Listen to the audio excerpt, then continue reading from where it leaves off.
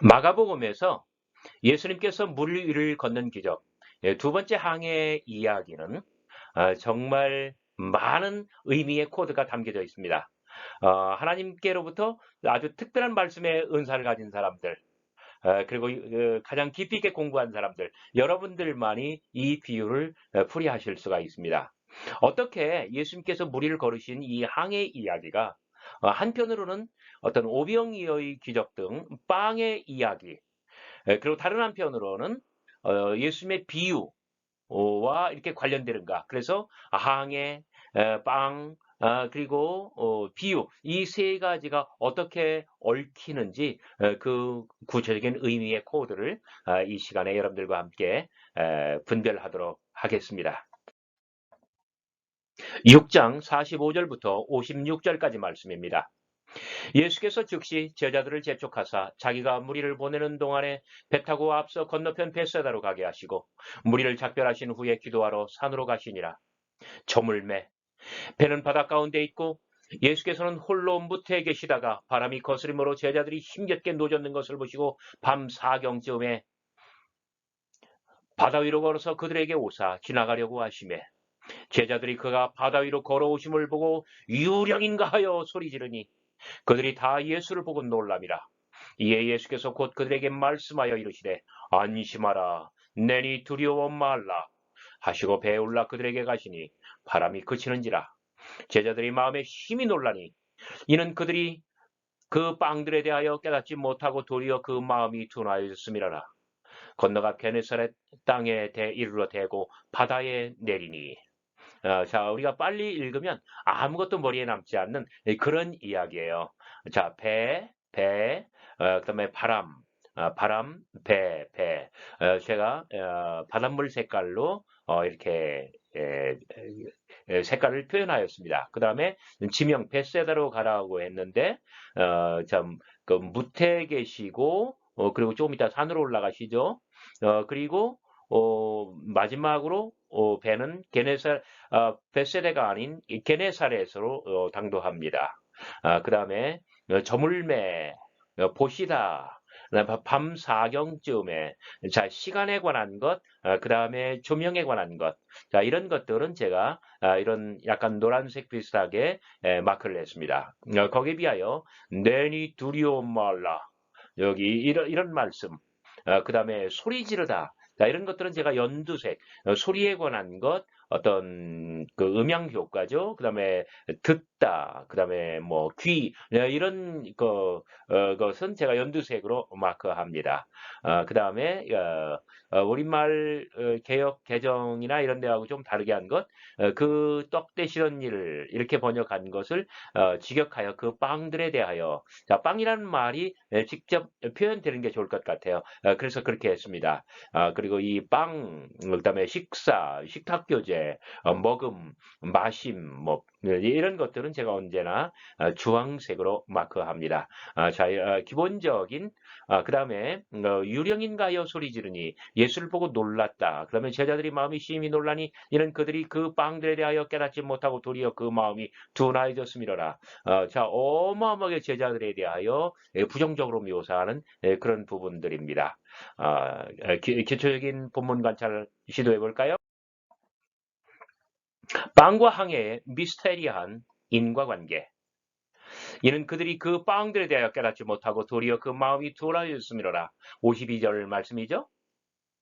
자, 빵인가 떡인가? 아르토스는 예수님 당시 유대인들의 주식이었습니다. 우리말 성경 개역 한글 개역 개정은 언제나 떡이라고 번역을 했습니다. 근데 떡은 찌는 거고요. 빵은 굽는 거예요. 그래서 성만찬 할 때 이 빵을 가지다, 그다음에 축사하다, 떼다, 주다라고 했을 때 이 빵을 떼는 동작이 있는데요. 떼다, 우리말로 떼다라고 번역을 했지만은 영어로는 to break예요. 자, 빵은 break 할 수 있어요. 이렇게 쪼개 분지를 수가 있어요. 그때 가루가 우수수 떨어져야 되죠. 근데 떡은 어때요? 찌는 거라 이게 이 엿가락처럼 길어지잖아요. 그리고 무엇보다도 옛날에는 빵이 없었고 떡밖에 없었겠지만 성경 처음 번역할 때예요. 지금은 제과점이 있어서 빵이 굉장히 많아요. 그래서 떡하고 빵하고는 굉장히 다른 거예요. 그래서 빵이라고 번역하는 것이 옳습니다. 그렇게 해야 이 상징성이 살아나고요. 그리고 성만찬이 또 이루어지고요. 또 이렇게 다 정확한 번역은 빵입니다. 자, 당일 오후에 있었던 첫 번째 먹이신, 즉 오병이어의 기적을 일컫는 것입니다. 그 빵들에 대하여 이 말은 당일 오후에 있었던 첫 번째 먹이심의 기적, 오병이어의 기적을 가리키는 말입니다. 자, 마가는 오직 마가만이 오병이어의 기적과 무리를 걸으시는 두 번째 항해 이야기를 결합시킵니다. 어떤 관계로? 인과관계로요. 외형적으로는 실패의 연발이에요. 제자들은 그 두 사건에서 모두 실패했습니다. 그래서 지지난 동영상에서 오병이어의 기적 때 이건 단순히 예수님의 어떤 초월적인 기적 이야기가 아니라 플러스 제자들의 아주 치명적인 실패의 이야기라고 말씀드린 적이 있습니다. 안 보신 분들은 한 편, 두 편, 두 번 전에 있었던 오병이어의 기적 이야기 찾아서 시청해 주시기 바랍니다. 자, 빵과 항해, 즉 오병이어와 무리를 걸으신 기적을 어떤 방식으로 결합시키는가요? 내면적으로는 인과관계입니다. 제자들이 오병이어의 기적에 실패했기 때문에 저들이 다시 무리를 걸으신 이 기적에서 실패했다고 말하는 거예요. 무태서 실패하니 무태서 실패하니 물에서도 실패하는 거예요. 자, 다시 한번 읽어볼까요? 이는 그들이 그 빵들에 대하여 깨닫지 못하고 자, 오병이의 기적에서 실패했습니다. 도리어 그 마음이 둔화해졌음이로라. 자, 이렇게 했기 때문에 여기서 또 마음이 둔화해졌다는 거예요. 마음이 둔화해졌다. 무슨 뜻일까요? 마가의 의도. 두 연속적인 사건을 보도할 때 마가의 의도는 무엇일까요? 자, 첫째, 두 기적은 예수님의 초인적인 능력이 아니라 제자들의 실패에 주안점이 있습니다. 공통점이며 주안점이죠. 두 번째, 제자들은 이미 오병이의 기적에서 실패했죠. 이어지는 항해 때에도 또 실패했습니다. 셋째, 그 두 실패가 연발한 것은 오직 인과관계입니다. 한 번 실패하면 그 다음에도 실패합니다. 그래서 그 첫 번째 실패는 빵과 관련이 되어 있고, 자, 실패는 습관이 되고 있어요. 네 번째, 실패의 단초가 빵이라면 그 끝은 항해입니다. 빵의 사건엔 실패의 그림자가 그저 연하게 들여 있을 뿐이었어요. 그런데 마가는 제자들이 항해 때 완전히 실패했다고 노골적으로 지적하고 있습니다. 항해의 목적지와 귀결점, 지도를 놓고 다시 한번 구체적으로 살펴볼까요? 항해의 초입에서 예수님께서는 제자들에게 분명히 명하십니다. 건너편 벳세다로 가라. 바다 건너 이방 땅 벳세다로 가라고 하셨습니다. 그러나 53절 게네사렛 땅에 이르러 대고 그들은 반대편 게네사렛에 당도합니다. 바다를 건너지 못하고 배는 회항한 것입니다. 지도로 살펴볼까요? 자, 가버나움에서 출발하죠. 벳세다로 가라 하십니다. 그러나 게네사렛으로 돌아옵니다. 자, 첫 번째 항해, 돌아오는 항해, 세 번째 항해, 그리고 오늘의 본문에서의 이야기. 자, 벳세다로 가다가 배는 게네사렛으로 되돌아왔습니다. 자, 제자들은 완전히 실패했습니다. 실패의 원인은 마음의 완악함, 둔화해짐입니다. 여기서 마가는 실패의 진짜 원인을 제자들의 내면에서 찾고 있습니다. 도리어 그 마음이 둔화해졌음이로라. 52절 말씀이죠. 자, 마음의 둔화해짐이란 무엇입니까? 3장 5절 바리새인들의 마음의 완악함과 동일한 거예요. 같은 어휘를 일관성을 어기고 달리 번역한 것이죠. 그냥 완악함이라고 하려면 끝까지 다 하라고요. 그럼 여기서 마음의 둔화해짐이라고 하면 그 앞에서도 바리새인들의 마음의 둔함 이렇게 했으면 좋았을 것 같아요. 자, 이 어휘는 마가복음에서 3번 나옵니다. 굉장히 중요한데 3번 나와요. 자, 3장 5절 테이포로세이 테이스카르디아스 아우톤 그들 마음의 둔함. 그다음에 6장 52절 오늘 본문이죠. 에인 아우톤 헤이 카르디아 페포로메네 그들의 마음이 둔화해졌다. 자, 여기 아우톤 그들의 헤이 카르디아 마음이 페포로메네 둔화해졌다. 그들 마음이 둔해졌음이로라. 그 다음에 8장 17절 마지막 항해 때 이야기예요. 페포로메네 에케테 테인 카르디안 휘몬 너희 여기 휘몬 너희가 에케테 가지다 테인 카르디안 페포로 메네인 이 둔하여진 마음을 가지고 있느냐 너의 마음이 둔하여졌느냐 그 뜻이에요. 그렇게 번역을 했네요. 자 이렇게 얘기했습니다. 제가 밑줄 친 부분 여기 포로 그 다음에 여기 포로세이 명사죠. 그 다음에 페포로 메네 페포로맨에 여기 포로 펜은 여기 이제 완료형을 말하는 접두사잖아요. 여기 포로 또 여기서도 페포로 동일하게 여기서는 완료형 동사로 사용하고 있는데 동일한 어근을 가지고 있습니다. 마음의 둔함. 꼭 이 찬송을 생각하세요. 돌 같은 내 마음 곧 녹여주소서. 자, 이 둔함이라고 하는 거는요, 이 돌이야, 돌. 그러니까 예수님께서 어떤 그 율법의 취지를 가지고 어떤 창조의 완성을 하실 때에도 바리새인들은 뭐예요? 예수님께서 안식일을 어겼다라고 해서 돌로 쳐 죽일 생각을 하고 있잖아요. 그래서 이 돌 같은 마음이에요. 예수님께서 무엇을 가르쳐도 비유로 가르쳐도 예수님의 제자들이 어떤 흡인력 있게 빨아들이질 못해요. 그리고 마음이 돌 같으니까 다 튕겨 나가는 거예요. 마음에 어떤 인식의 빗장을 질러드리는 것 이런 거예요. 마음의 둔함, 마음의 완악함. 그래서 하나는 알되 둘은 모르는 것. 무엇을 알되 부족하게 아는 것, 그러나 소신은 매우 강한 것. 이런 것들이 마음의 둔함이에요. 제가 좀 더 설명해 드릴까요? 마음의 둔함. 무슨 뜻일까요? 바리새인들의 경우 3장 5절 그러니까 예수님께서 안식일날 한편 손 마른 사람을 고쳐주신 바로 그날이었습니다. 바리새인들의 경우 마음의 둔함이란 무엇을 부족하게 알면서도 소신이 강한 것. 언필칭 무지와 소신의 결합이라고 그랬어요. 그래서 단지 예수님께서 안식일법을 어겼다는 그 이유로 예수님을 죽이려고 하는 거예요. 실제로는 예수님께서 안식일법의 취지를 지키신 것인데 말이에요.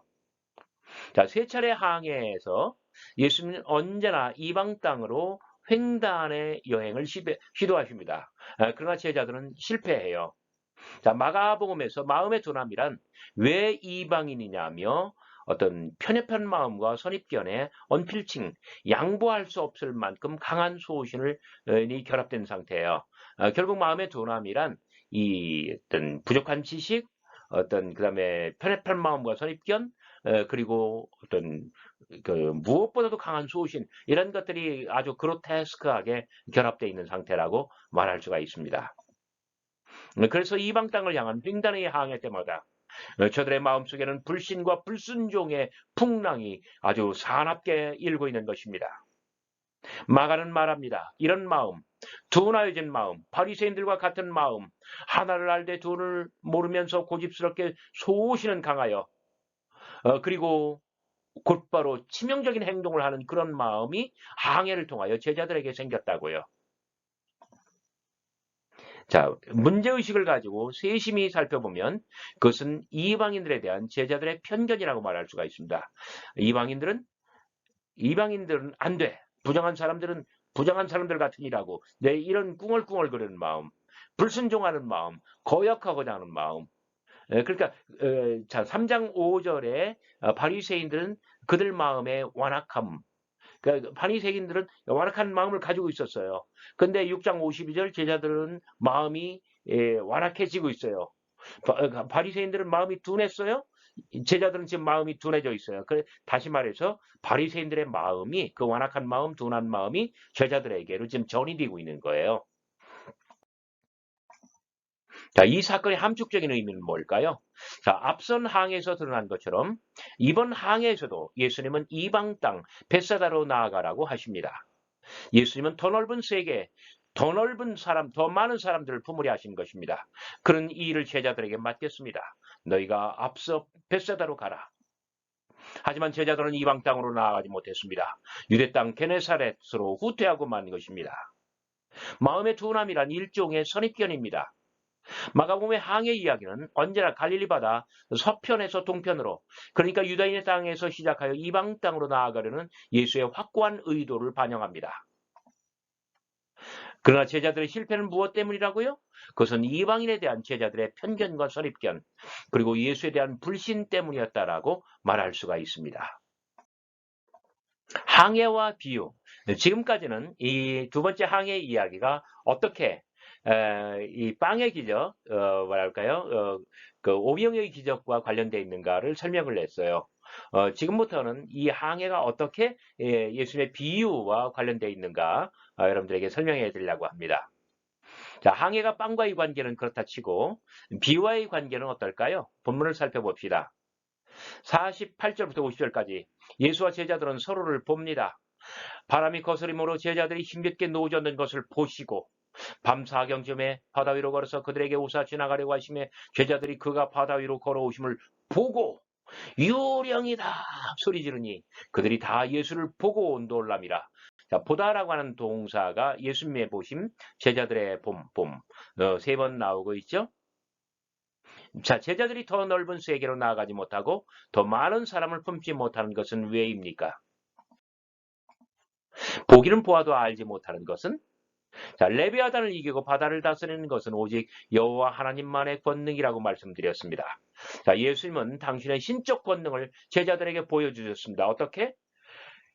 바다의 경랑을 밟고서 다가오시는 것. 야훼 하나님, 여호와 하나님의 권능이 발현되는 것을 제자들은 본 거예요. 두 눈으로 보았어요. 그러나 예수님의 그 모습을 보고 그들은 유령이다 비명을 지릅니다. 혼비백산하여 귀신이라고 소리 지르는 거예요.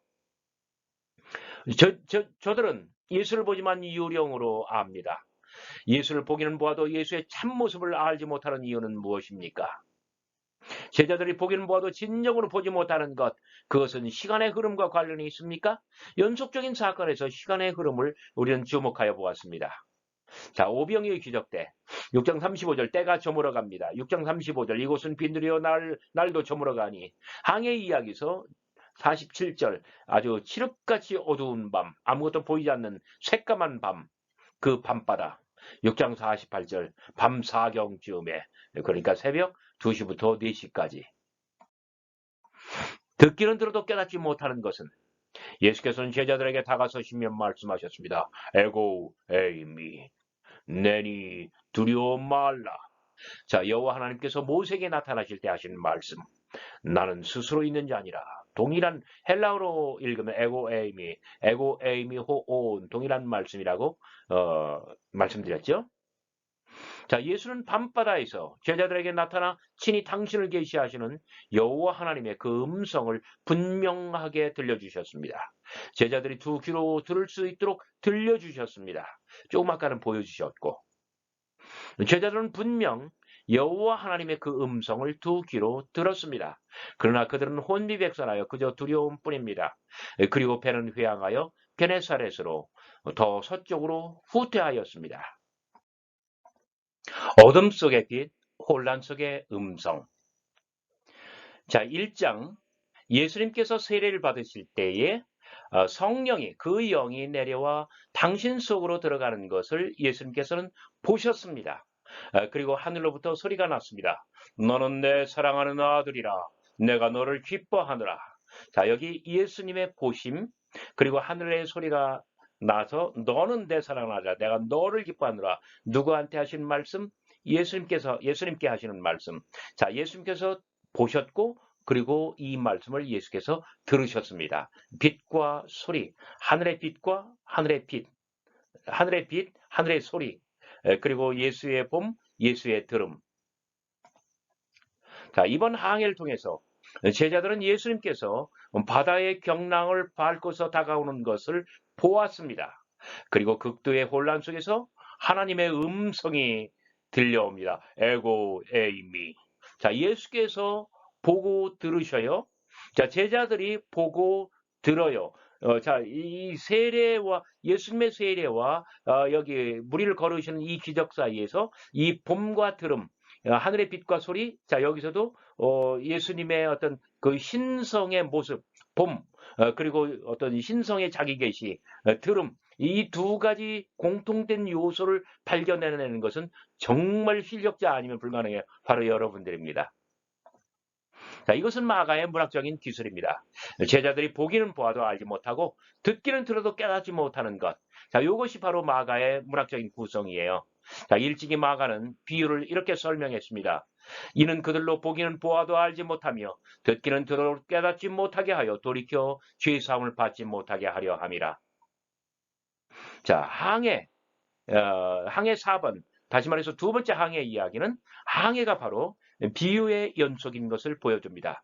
그래서 예수님께서는 바다 곧 레비아단을 밟고서 오시지만 제자들은 예수를 보기는 보아도 알아보질 못하고 유령이라고 합니다. 에고에이미 두려워 말라. 자, 신적 음성. 예수의 입을 통해서 하나님의 음성을 예수님의 입으로 하나님의 음성이 나오는 것을 들어요. 그러나 듣기는 들어도 깨닫지 못해요. 그래서 배는 벳사다로 가지 못하고 게네사로 간 겁니다. 정리해 드릴게요.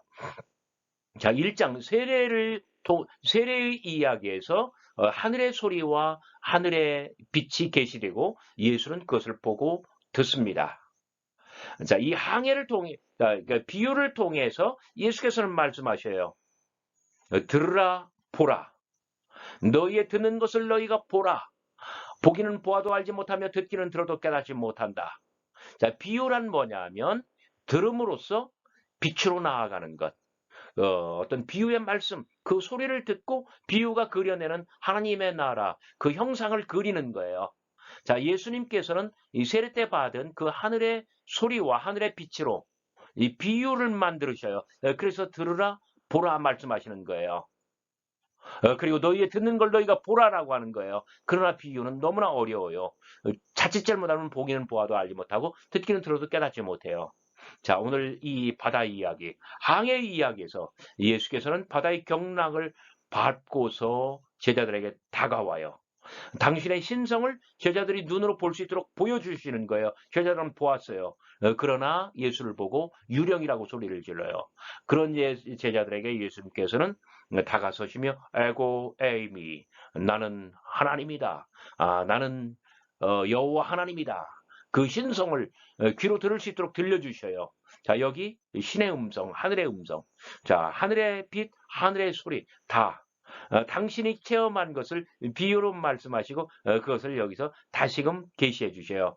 그러나 이것이 비유이기 때문에 보기는 보아도 알지 못해서 유령이라고 했고 듣기는 들어도 깨닫지 못했기 때문에 벳세다가 아닌 게네사렛으로 갔다라고 하는 것입니다.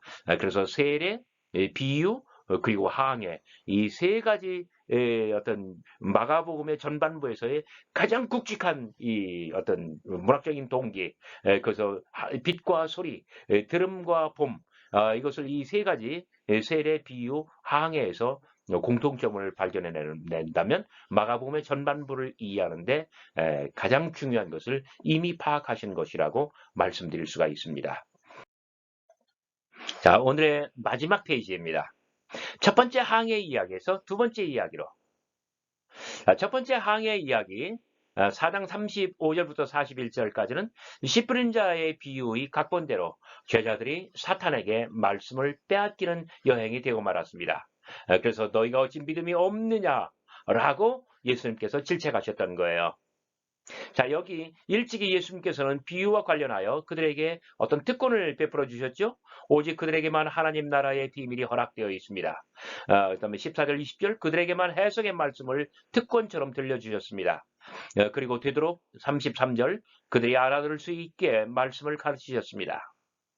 그러나 두 번째 항해 이야기는 제자들에게 지극히 치명적입니다. 비유에 관한 말씀이 고스란히 제자들에게 적용되기 때문입니다. 그들은 보지 못합니다. 보기는 보아도 알지 못합니다. 그리고 듣기는 들어도 깨닫지 못합니다.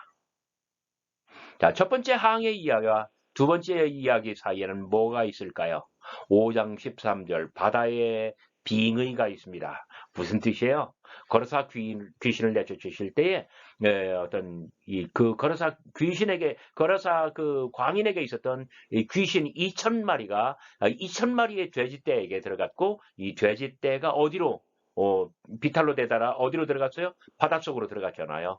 그래서 귀신이 다시 말해서 레비아단이 어떤 농도가 갈릴리 바다는 이 귀신의 농도, 이 다이모니아, 이 귀신의 농도가 월등하게 높아졌어요. 그래서 첫 번째 항해에 비해서 두 번째 항해는 월등하게 어려운 그런 항해가 되었던 것입니다. 오늘 이야기 정말 중요한 거 여러분들 들으셨어요.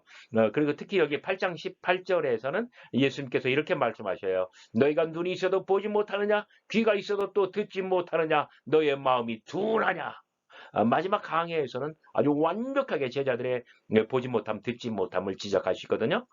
이번 두 번째 항해 이야기에서 세 번째 항해 이야기로 그렇게 발전하고 있는 것입니다.